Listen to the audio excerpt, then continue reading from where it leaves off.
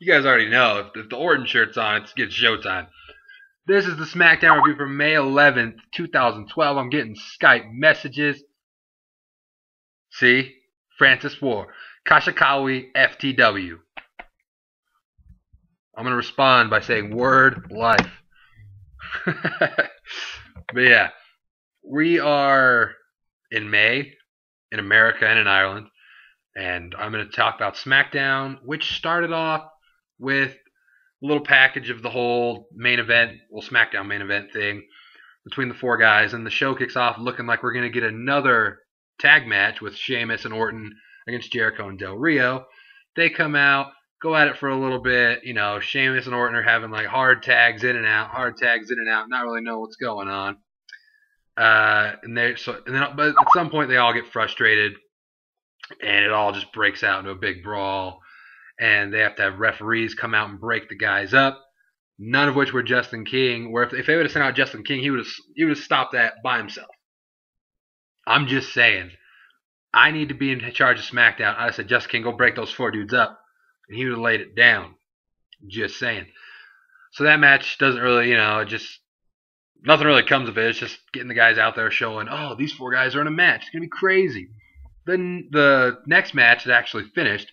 AJ against Caitlyn. And AJ is ape crazy psycho. Hashtag nuts. And she straight up just goes crazy. Starts pounding on Caitlyn. Just destroying her. Knees her in the face. 1, 2, 3. AJ wins. All of a sudden, Daniel Bryan's music hits. This was the best news. Everyone's freaking out. He comes out and teases her about, hey, you're showing me a new side of you. I think I want to put the past behind us and move on. And he's like, after I become the WWE champion at Over the Limit, I'm looking forward to moving on to Caitlyn. Hilarious. And then AJ just freaks out, gets angry face like John Cena, and dips on out of there. Like she said, I don't want to. That's ridiculous. But, yeah. So AJ just going, she leaves, and Daniel Bryan just celebrating the ring because his match is next. He goes up against the Big Show. The match doesn't go for too long. It wasn't very long at all, but Bryan ends up getting Show on the ground, puts him in the yes lock, and all of a sudden the bell rings. You're like, what? So John Laurinaitis stands up. Oh, they're in the bell. The Big Show taps out. So Daniel Bryan's all excited, run down. Yes, yes. So Daniel Bryan picks up the cheap victory thanks to Big Johnny, my hero. And then he goes in the ring and starts talking to the Big Show about how making fun of my voice, I'll stop, is not very nice. So we should not make fun of his voice, and neither should the Big Show. The Big Show's like, that wasn't funny. I'm sorry. He's like, I can't make fun of his voice. I'm sorry. He says, oh, it's so hard to say what John Laurinaitis said without the voice. I got a focus face. Focus face. Now I forgot what he said because I just want to do the voice. He basically says that he's going to have to apologize to him on Raw, so look forward to that. The next match we get Heath Slater's silly. Heath Slater's a silly guy. He comes out to the ring, and just like every guy that goes up against the six man, he grabs the mic and talks about how great he is. Says he's not scared of Ryback, and then we get it. Ryback versus Heath Slater. Nexus members rematch. Well, not really a rematch, but Nexus members reunite. Family reunion. But they didn't remember they were in the Nexus. It's funny how wrestling works. They just forgot. And Ryback obviously defeats him pretty quickly with Goldberg chanting. So I don't care what anybody says. I kind of like Ryback. I just like the idea. I mean, I don't know. I'll take him over Lord Tensai every single morning, day, night, evening. I already said afternoon. Dang it. I don't know. Any time of the day, I'll take him over Lord Tensai, and I don't know. I mean, because he's just that believable guy. Like, he looks like a monster. So it's like, okay, this dude could knock some people out. So I'm not going to hate on him as of yet, because I want to see where they go with him, because I could potentially see myself as a big Ryback guy, just walking around saying, finish him, and just yelling at kids on the street, and just scaring everybody, and just being bald. Look forward to that, 2012, bound November. And then we get Teddy Long is announced as a special guest ring announcer for the next match, where Alex Riley starts in the ring. Hey, Alex Riley should never start in the ring. But he starts in the ring, and he has to introduce Antonio Cesaro, and he's just like, he has to talk him up like, oh, the greatest, Oksana's lover, and da da da da da, all this stuff. It was pretty funny actually, like just hearing him say all this stuff. So then we get Cesaro versus Alex Riley, and Cesaro comes out and wins. You know, hits his uppercut, and he hits his finisher where he says, "Oh, where my dick go?" Bow, and just lays it on him. So Antonio Cesaro wins, and then Oksana lets Teddy know that, hey, we were just friends, but this is my lover. This is my lover. I can't do an Oksana voice. Francis, by the way, is from Ireland, and he sounds nothing like Sheamus. So Sheamus is a dirty liar. My Ireland fella. I'm not even going to try to be Sheamus. But yeah, so Cesaro defeats Alex Riley. At least Alex Riley got on TV, so we can all rejoice about that. All you indie marks loving Antonio Cesaro. Jake's probably somewhere in Texas just pissing his pants. Oh, Cesaro. We love Alex Riley. But Cesaro does get the win. I was impressed by him. Not hating on Cesaro. Dude can work, apparently. And then we get our first of the two Fatal 4-Way singles matches that were announced earlier. I forgot to mention, but I'll mention it now. Hey, the two Fatal 4-Way were split into two matches. Here's the first one. Randy Orton against Alberto Del Rio. And they were going for a while. It was a pretty good match. And then Ricardo interfered, jumped outside rope. Randy Orton said, I have the greatest timing of all time. Bop! RKO. Sick RKO. Let me hold this for a sec. Drink it in. Got the Orton beard coming back. Really annoying, though, so it's probably going to see its end. I'm going to get a hashtag haircut soon because my hair grows way too fast. I'm starting to look like Orton back in the old days with long hair, like a fool. But, yeah. So, and then Del Rio, after the interference, gets the arm breaker on Orton. He won't let go. Orton's trying to get the ropes and pull it up. They all come and help him off and all that fun stuff, you know, because that's the way the world works. We got to help Randall Keith when he's getting the cross arm breaker. So that match ends in DQ as it should, because you don't really want, well, I say you don't really want any of the guys looking weak, but stay tuned to the main event segment and we'll see who was looking weak. And then we get a match that ties into the tag match at Over the Limit that was announced. Kofi and Truth against Dolph and Swagger.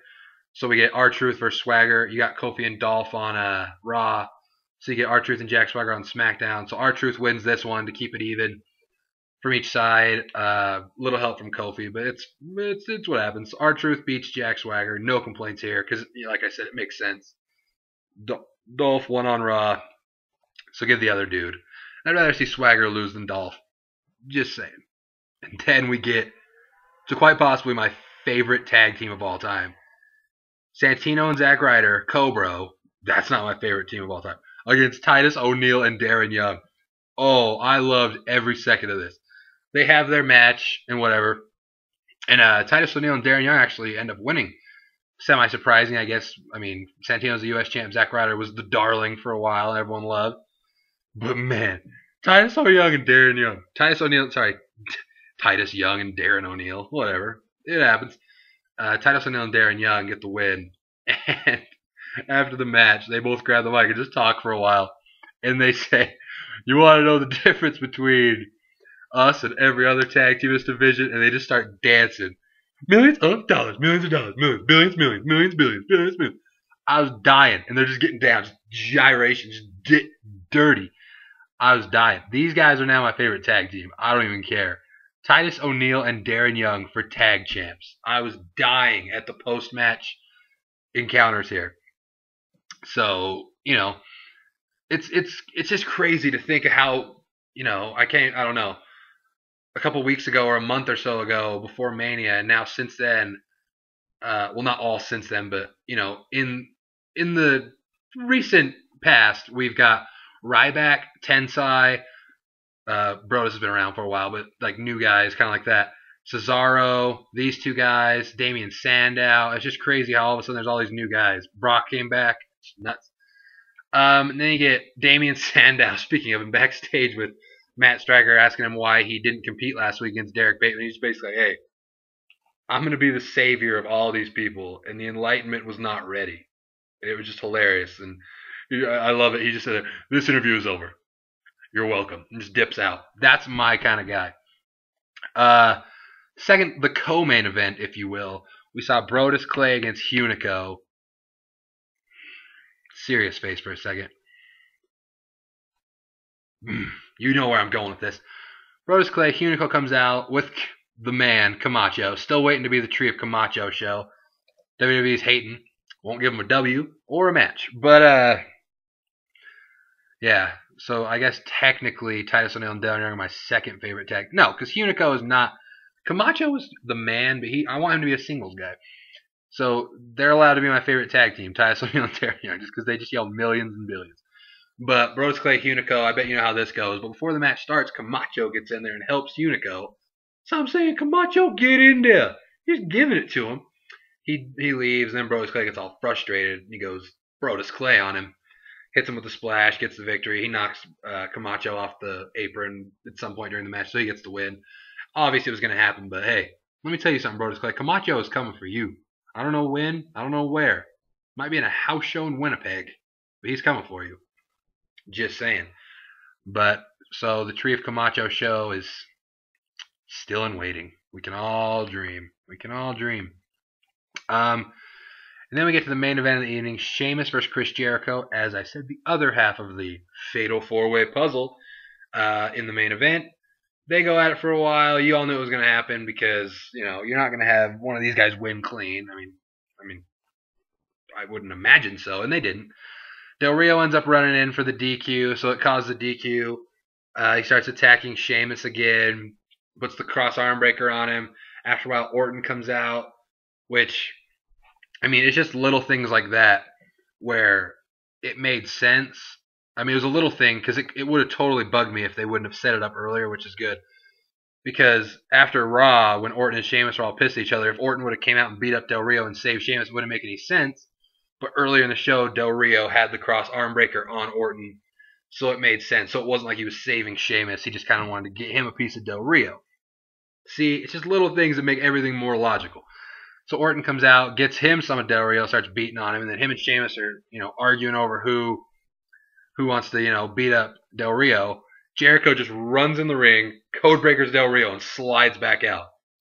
Veteran move. What a move by Jericho, being a genius. And then Orton and Sheamus just looking at each other like, what? And then Del Rio stutters up, RKO, hey. And then he stutters up, broken. So Del Rio took everybody's finisher. So like I said, you don't want to book someone to look weak before. At least it wasn't one of the two guys I like. At least it wasn't Orton or Jericho. So that's fine. Del Rio got everybody's thing. And then Orton and Sheamus kind of have a little stare down, just kind of, talking it over with themselves about who's better, leading into their match at Over the Limit. So that's fine. And that's really all that happened. That was all. That's SmackDown for you. Not a bad show. I mean, I wasn't freaking out the whole time, but I liked it better than last week's. And anytime we get this guy in the main event of a SmackDown, we're going back to the Tree of Woe show beginning. So when we started, it was SummerSlam. That's when Orton was in his, main event stage. So he's getting back in the main event. And like I was telling Francis on Skype, Jericho deserves a title match because he pinned the world champ on Raw. Del Rio gets it because he pinned the world champ. Orton gets it because he's Randy damn Orton. He does what he wants. He gets what he wants. Hits the pose with all the women. Oh, yeah. That was the end of SmackDown. So, let's see. Ooh, this is a fun week. This is a go-home week. So you get this video right now, a Raw review. You'll probably get a Q&A. You'll get the Over the Limit prediction video. You'll get a SmackDown review, and then you'll get the pay-per-view review, and then a Raw review. So look forward to seeing this grill a whole lot. I promised I wouldn't cut this off until the Heat were out of the playoffs, because it's a playoff beard. But sometimes it gets itchy. I don't know if it's going to last that long, but we'll try. So yeah, that's the show. Go ahead and subscribe up here. Leave a like if you want. And... no, actually, I don't care what you want. Like this video. Del Rio wink. And then comment below. And hey, if you want to be like Francis and add me on Skype, you surely can. I think my Skype name is Atlanta Forever. ATLANTA, the number 4, EVER. Can't confirm that, but you can try it. So that's all from here. See you for Raw. Or a Q&A on Saturday or Sunday. Shit happens. See ya.